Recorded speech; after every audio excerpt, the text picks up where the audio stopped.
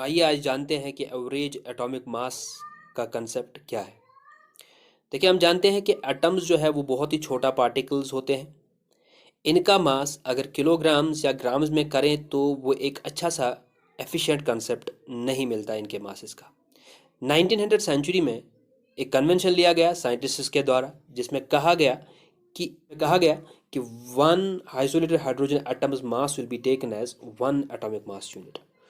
और यही जाके आगे कन्वेंशन चेंज हो गया 1961 में। कन्वेंशन ने ये डिसाइड किया कि कार्बन 12 आइसोटोप को रेफरेंस एटम लिया गया और इस कार्बन 12 आइसोटोप के एक एटम का ट्वेल्थ हिस्सा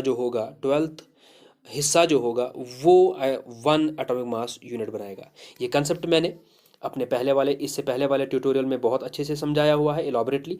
आप लोगों को ये कंसेप्ट समझने के लिए वो वीडियो देखना ज़रूरी है। आप सबसे रिक्वेस्ट है कि उस वीडियो ट्यूटोरियल को देखें और ये वीडियो ट्यूटोरियल पे कंटिन्यू करें। फिर देखिए, तो अब जो है कार्बन 12 आइसोटोप का कंसेप्ट आ गया यहाँ पे।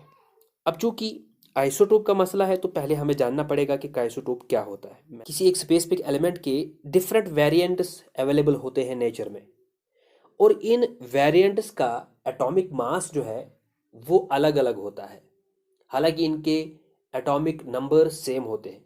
ऐसे एलिमेंट्स जिनके एटॉमिक नंबर सेम होंगे और इनका एटॉमिक मासेस डिफरेंट होगा, इन एलिमेंट्स को आइसोटोप्स कहते हैं, isotopes of the same element.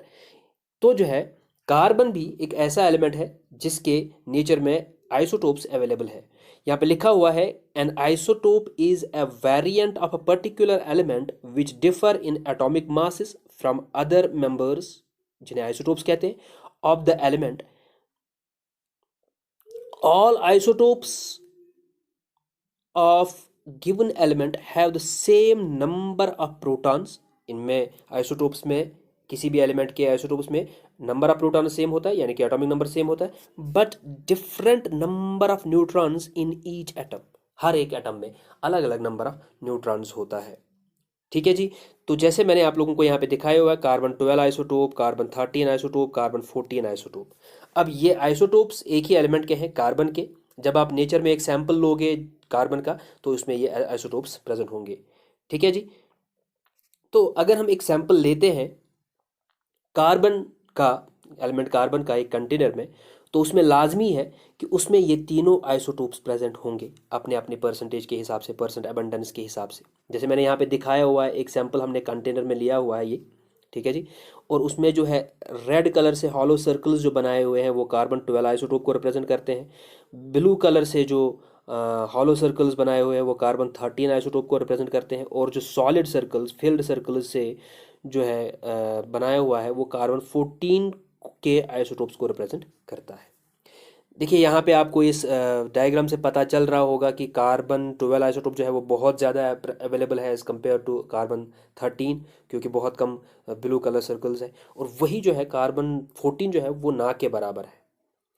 अब देखिए, कार्बन 12 आइसोटोप का मास 12 एटॉमिक मास यूनिट्स है, 13 का 13 एटॉमिक मास यूनिट्स है, 14 का 14 एटॉमिक मास यूनिट्स है।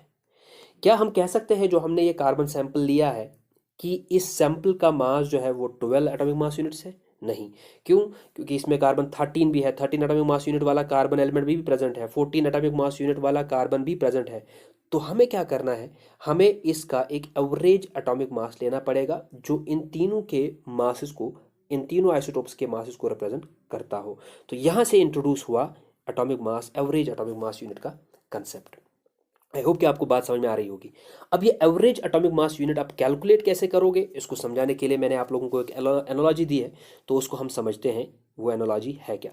देखिए, मान के लीजिए कि आपके क्लास में स्टूडेंट्स है, 100 स्टूडेंट्स है जिनका एग्ज़ाम हुआ, और इस एग्ज़ाम में 10 मार्क्स का टेस्ट हुआ। ठीक है जी। और इस टेस्ट में जो है आउट ऑफ 100 जो है 96 स्टूडेंट्स ऐसे थे जिन्होंने 8 मार्क्स सिक्योर किए, और 3 स्टूडेंट्स, यानी कि वही जो 3% बनाएंगे फिर, उनको 9 मार्क्स मिले। और यही जो है 1% एक ऐसा स्टूडेंट था जिनको 10 मार्क्स मिले। तो हम क्या कह सकते हैं, वही मैं बात फिर से दोहरा रहा हूँ, हम ये नहीं कह सकते कि एवरेज जो क्लास का मार्क्स है वो 8 सिक्योर मार्क्स है। नहीं जी, हम ये नहीं कह सकते। इसके लिए हमें एक सिंपल सा आइडिया फॉर्मूला लगाना पड़ेगा, जो आप जानते हो परसेंटेज का फॉर्मूला।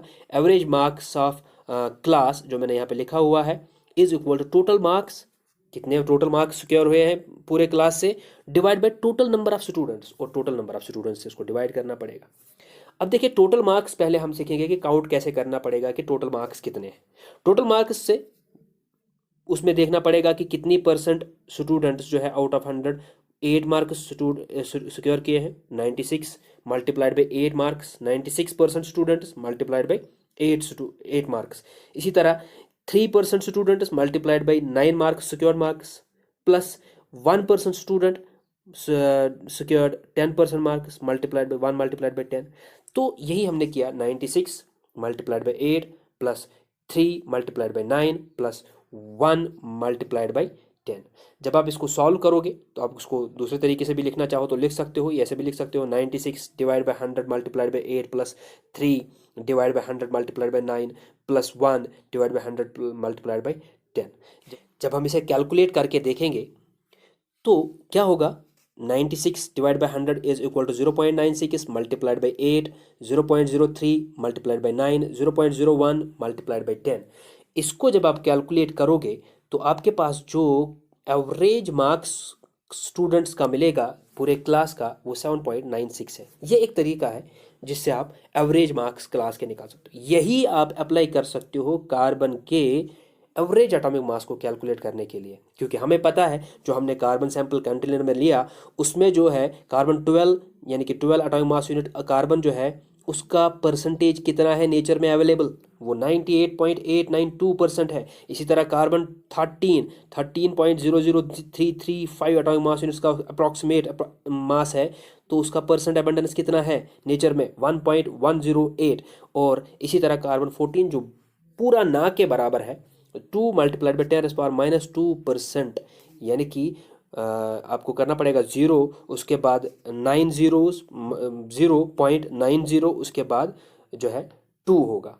ठीक है जी, तो इतना ग्राम एटॉमिक मास यूनिट, ग्राम बोल रहा हूँ सॉरी, एटॉमिक मास यूनिट जो है कार्बन 14 आइसोटोप का है, जो कि ना के बराबर है, लेकिन एवरेज में ये काउंट होगा। अब देखिए इसको जब एवरेज एटॉमिक मास यूनिट जो आपने एनालॉजी क्लास के लिए मार्क्स के लिए लगाई, वही आपको यहाँ पे भी लगानी है। उसी तरीके से percent abundance of the carbon 12 isotope multiplied by atomic mass unit of the carbon 12, वो लिखा है 98.0892 मल्टीप्लाइड बाई 12 और प्लस 1.108 मल्टीप्लाइड बाई 13.00335 डिवाइड, इसी तरह plus 14.00317 multiplied by 2 multiplied by 10⁻⁻10। तो इसको होल डिवाइड करेंगे 100 से, क्योंकि परसेंट है। आगे ये है कि इसको जब आप कैलकुलेट करोगे तो आपको वही दूसरा तरीका अगर चाहिए तो 98.892 वही आपको 0.988 सॉरी 0 पॉइंट वही आपको 0.98892 मल्टीप्लाइड बाई 12 प्लस 0 पॉइंट, तो इसका जब आपको एवरेज मास मिलेगा इस तरीके से कैलकुलेट करने के बाद, वो आपको मिलेगा 12.011 एटॉमिक मास यूनिट्स। तो इससे आपको आइडिया लगेगा कि ये जो आपको most of the elements periodic table में मिलते हैं उनका जो है एटॉमिक मास जो है फ्रैक्शंस में क्यों होता है। तो वो रीज़न ये है कि उनके आइसोटोप्स का फ्रैक्शंस जो है वो जो है अलग अलग होता है, परसेंट अबंडेंस उनका अलग अलग होता है, तो वो एवरेज एटॉमिक मास इस तरह से कैलकुलेट होता है। तो अब अगर हम जानना चाहें तो हम कह सकते हैं thus the average atomic mass of an element is the sum of the masses of its isotopes each multiplied by its natural percent abundance, for example in the case of chlorine. तो chlorine में अगर आप देखना चाहो, chlorine के दो isotopes है, एक का एटॉमिक मास 35 है, दूसरे का एटॉमिक मास 37 है। तो 35 वाले आइसोटोप की परसेंटेज 75% है नेचर में, और 37 आइसोटोप की परसेंट अबंडेंस नेचर में 25% है। जब आप इसको ऊपर वाले मेथड से जो है हमने दिखाया हुआ है सॉल्व करोगे तो आपके पास इसका जो एवरेज एटॉमिक मास मिलेगा वो 35.5 यूनिट्स या एटॉमिक मास यूनिट्स होगा। आप लोगों को अगर ये पता चले कि यूनिट्स और एटॉमिक मास यूनिट्स का मतलब क्या है, तो इसको ये अगर जानना है तो मेरी पिछली वीडियो ट्यूटोरियल देखिए, उसमें आपको जो है एवरेज किलोग्राम में एटॉमिक मास का जो है एटॉमिक मास यूनिट का कंसेप्ट जो है एटॉमिक मास यूनिट का कंसेप्ट जो है अच्छे से समझाया गया है।